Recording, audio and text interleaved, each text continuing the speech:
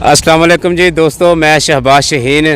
हाँ जी मित्रों, जमेरा बीच ते फिर रहे सीगे इंजॉय करते। सो मेरे बहुत ही प्यारे भाई टिकटॉक के फॉलोअर्स ने और मेरे यूट्यूब के सबसक्राइबर ने, व्यूअर्स ने जी, रेगूलर वीडियोज़ देखते हैं। इन्हां नाल मिल के बहुत ज़्यादा खुशी हुई, वेख के दूरों वल भन के आए जी। हाँ जी, वल भन के आए तो आके ये मिले ने मेरे भाई। ये साबका कप्तान ने दाता फुटबॉल क्लब जी, 255 EB, तहसील बूरेवाला, ज़िला विहाड़ी, नज़द तफैलाबाद। ये साढ़े भाई ने मोहम्मद सलमान, जो कि साबका कप्तान ने दाता फुटबॉल क्लब के।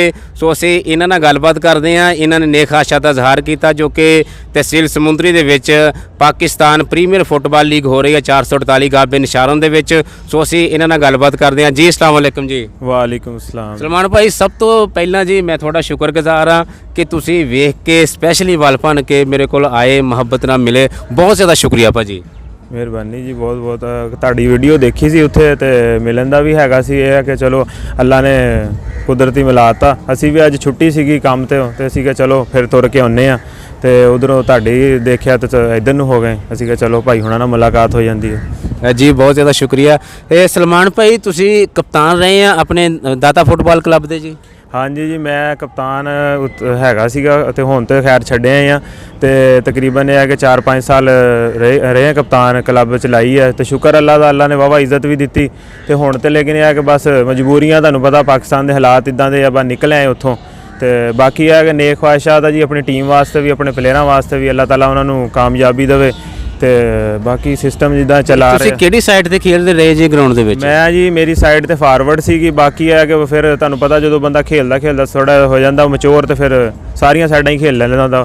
ਅੱਛਾ ਭਾਜੀ, ਜਿੰਨੇ ਵੀ ਪਲੇਅਰ ਆ ਕ੍ਰਿਕਟ ਦੇ ਹੋਣ, ਫੁੱਟਬਾਲ ਦੇ ਹੋਣ, ਕਬੱਡੀ ਦੇ ਹੋਣ, ਇਹ ਸਾਰੇ ਸਟਾਰ ਨੇ, ਸਾਡਾ ਮਾਣ ਆ ਸਾਡੀ ਧਰਤੀ ਦਾ ਜੀ। ਸੋ ਸਾਡੀ ਤਹਿਸੀਲ ਸਮੁੰਦਰੀ ਦੇ ਵਿੱਚ ਜੀ ਤੁਹਾਡਾ ਕਿੰਨਾ ਦੋਸਤਾਨਾ ਤਾਲੁਕ ਆ? ਕਿਹੜੇ ਫੁੱਟਬਾਲ ਦੇ ਵੱਡੇ ਪਲੇਅਰ ਆ ਜਿਨ੍ਹਾਂ ਨੂੰ ਤੁਸੀਂ ਲਾਈਕ ਕਰਦੇ ਆ, ਫੋਲੋ ਕਰਦੇ ਆ?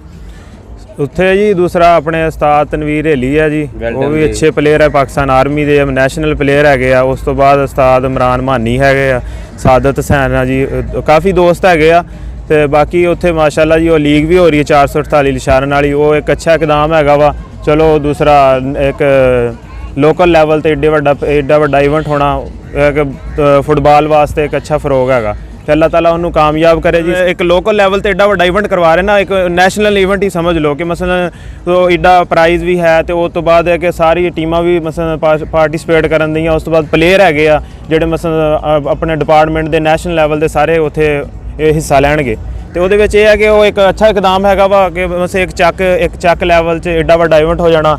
ਤੇ ਇਹ ਹੈ ਕਿ ਅੱਛਾ ਇਕਦਾਮ, ਅੱਲਾਹ ਤਾਲਾ ਨੂੰ ਕਾਮਯਾਬ ਕਰੇ। ਸਲਮਾਨ ਭਾਈ, ਤੁਹਾਡੇ ਇਲਾਕੇ ਦੇ ਕੋਈ ਪਲੇਅਰ ਹਿੱਸਾ ਲੈ ਰਹੇ ਆ ਉਸ ਲੀਗ ਦੇ ਵਿੱਚ, ਕਿਸੇ ਫਰੈਂਚਾਈਜ਼ ਦੇ ਵੱਲੋਂ, ਕਿਸੇ ਟੀਮ ਦੇ ਵੱਲੋਂ? ਸਾਡੇ ਹੈ ਇਲਾਕੇ ਦੇ ਜੀ ਇੱਕ ਦੂਸਰਾ ਮੁੰਡਾ ਹੈ ਆਰਫ ਵਾਲੇ ਦਾ, ਆਪਣਾ ਦਾਨਿਸ਼ ਹੈ, ਪਾਕਿਸਤਾਨ ਆਰਮੀ ਤੋਂ ਹੈ। ਸ਼ਜ਼ੇਬ ਬੱਟ ਹੈ ਕੇਰਲ 'ਚੋਂ। ਅਤੇ ਉਸ ਤੋਂ ਬਾਅਦ ਕੋਈ ਹੋਰ ਵੀ ਮੁੰਡੇ ਹੈ। ਅਤੇ ਉਸ ਤੋਂ ਬਾਅਦ ਆਪਣਾ ਇੱਕ ਦੋਸਤ ਹੈਗਾ ਜੀ, ਬਹੁਤ ਅੱਛਾ ਕਰੀਬੀ ਹੈਗਾ ਵਾ, ਅਦਨਾਨ ਸਈਦ। ਅਦਨਾਨ ਸਈਦ ਭਾਈ ਕਿਹੜੇ ਕਲੱਬ ਵੱਲੋਂ, ਕਿਹੜੀ ਫਰੈਂਚਾਈਜ਼ ਵੱਲੋਂ ਨੁਮਾਇੰਦਗੀ ਕਰ ਰਹੇ ਜੀ? ਉਹ ਜੀ ਇਤਿਹਾਦ 11 ਹੈਗੀ 507, ਉਹਨਾਂ ਵਾਸਤੇ ਨੇਕ ਖਵਾਹਿਸ਼ਾਤ ਹੈਗੀਆਂ ਜੀ।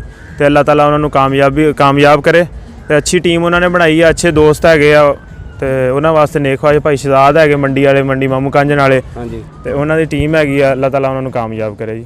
ਬਹੁਤ ਸ਼ੁਕਰੀਆ ਸਲਮਾਨ ਭਾਈ।